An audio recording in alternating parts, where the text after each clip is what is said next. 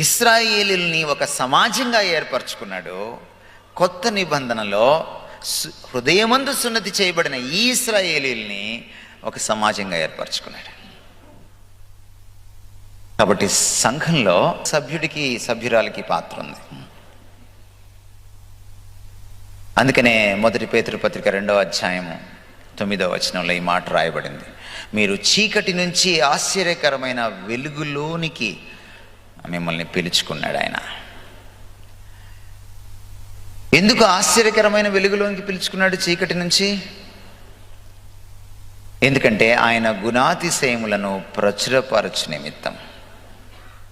Now what is the first job of a church?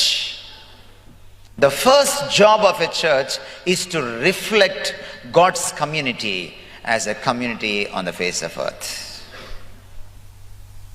Church as a community, సంఘం ఒక సమాజంగా ఆ పరలోకంలో ఉన్నటువంటి దైవ సమాజాన్ని ఇక్కడ ప్రతిబింబించాలి, ఇక్కడ చూపించాలి.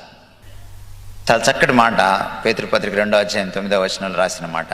తెలుగు చాలా అద్భుతంగా ట్రాన్స్లేషన్ చేశారు అక్కడ.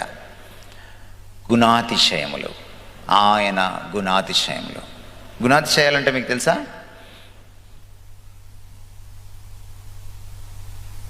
అతిశయింపదగిన గుణాలు అన్నమాట.